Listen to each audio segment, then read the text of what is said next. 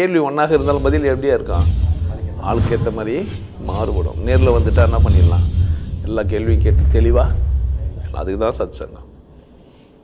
என்னுடைய நோக்கம் எல்லாம் மனிதர்கள் எல்லாம் மகிழ்ச்சியாக இருக்கணும், அவ்வளோதான். பணம் வந்துடுச்சு, என்ன என்னெல்லாம் வேலைக்கு கூப்பியா, நீ எதனா சொல்லு, சம்பளம் கொடு, அவள் தான். நான் வேலை செய்கிறேன், அதை பார்த்து என்ன பண்ணேன், சம்பளம் வேலையே பணமே இல்லாத போது எப்படி பேசணும்னா, எதனா ஒரு வேலை கொடுங்கோ, பாத்திரம் பண்ணனாச்சும் கழுவி என்ன பண்ணிடுறேன் போய்ச்சிடன்றது. பணம் பேங்க் பேலன்ஸ்லாம் இருக்குது. இப்போ வேலை எப்படி கேட்குறது, எனக்கு குறைஞ்சபட்சம் 5000 சம்பளம், இல்லை 20000, ஏதோ ஒரு சம்பளம்.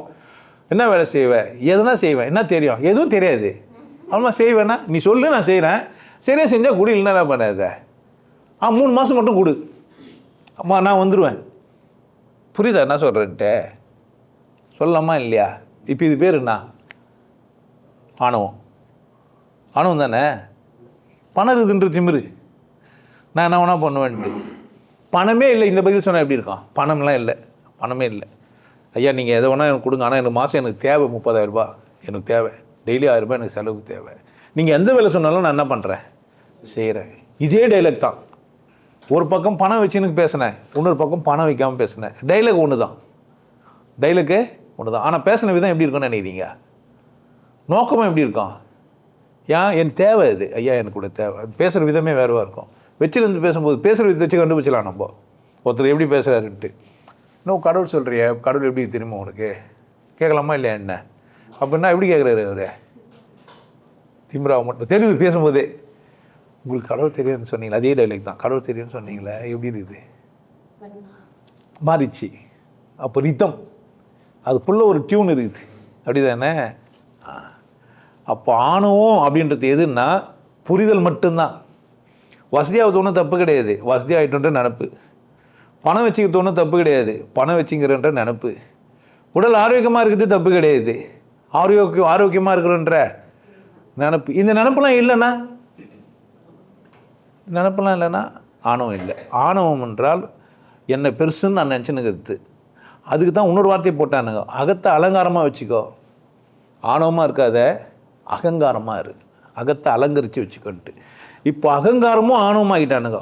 அவனா கருவி அகங்காரம் பிடிச்சவன்றாங்க. அகங்காரம் நல்லது, ஆனால் அந்த வார்த்தை என்னவா மாறிச்சே, தப்பாக பொருள்பட்டுச்சு.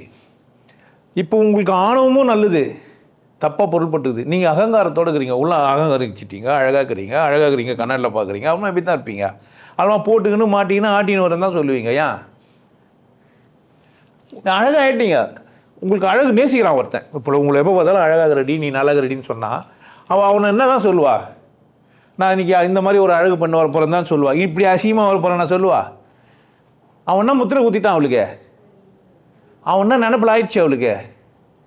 இந்த மனிதர்கள் நான் என்ன எப்படிங்கிறேன், அவளுக்கு ஒரு கான்ஃபிடென்ட் லெவலில் கொடுத்துட்டான். ஆணுமா அது, அப்போ பார்க்குற பார்வை தான் இருக்குது.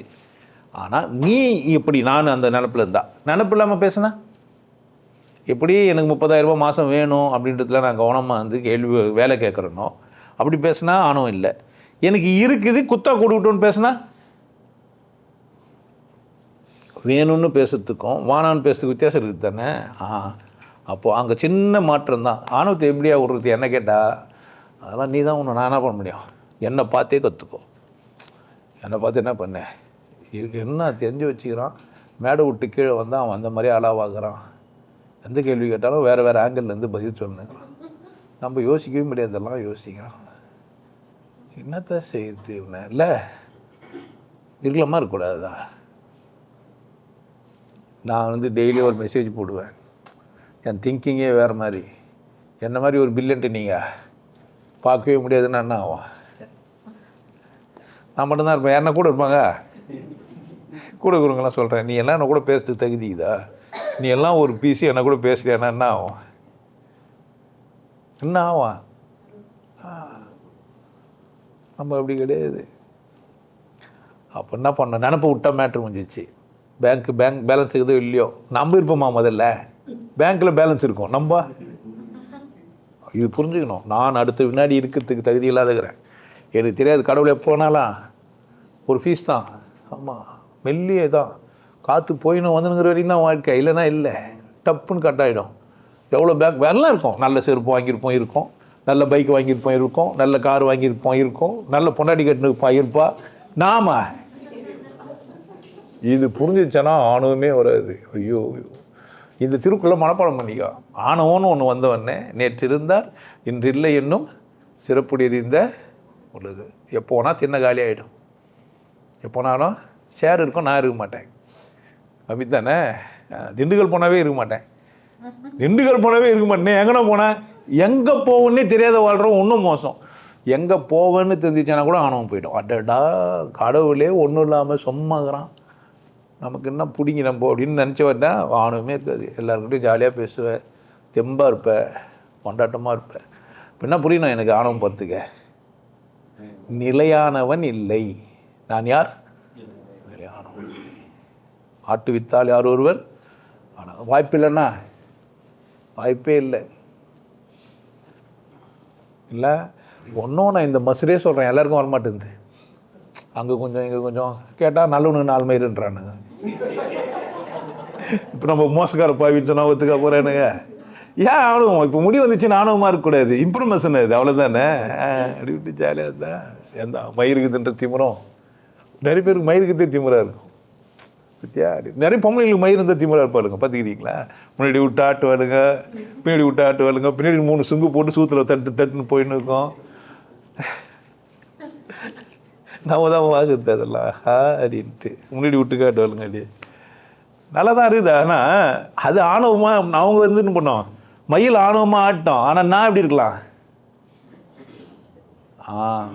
ஆணவத்தையும் ரசிக்க கற்றுக்கோங்க. உங்ககிட்ட இருந்து ஆணவம் இல்லாமல் அகத்தை அலங்காரமாக வச்சுங்க, ஒன்றும் தப்பு கிடையாது. என்கிட்ட வசதியாக நான் பணம் வச்சுங்கிறேன்னு சொல்கிறது ஒன்றும் தப்பு இல்லை.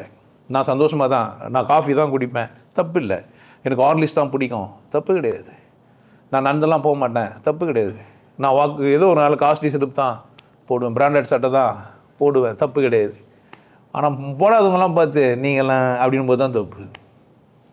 அவன் தகுதி அவன் வந்துங்கிறான், யார் இஷ்டம்? நன்றியோடு போட்டுங்க. கடவுள் நமக்கு இப்படி ஒரு சந்தர்ப்பம் கொடுத்துக்கிறாரு இல்லை, இந்த சட்டை வாங்குறதுக்கு நமக்கு சட்டை நல்லதுதா, அவ்வளோதான். இது சந்தோஷமாகுது இல்லை? யார் சட்டை தான் இது, கனடாவில் வாங்குறது தெரியுமா, அமெரிக்காவில் உருவாகி இப்போ கனடாவுக்கு போய் வந்ததில்ல, அப்போ வாங்கிட்டு வந்தேன்னா என்ன ஆகுது? இது மாதிரி சட்டையெல்லாம் நீங்கள் போடுவீங்களா? நீங்கள் கனடாவுக்கு போவீங்களான்னா வர 4 பேர் என்ன பண்ணுவாங்க?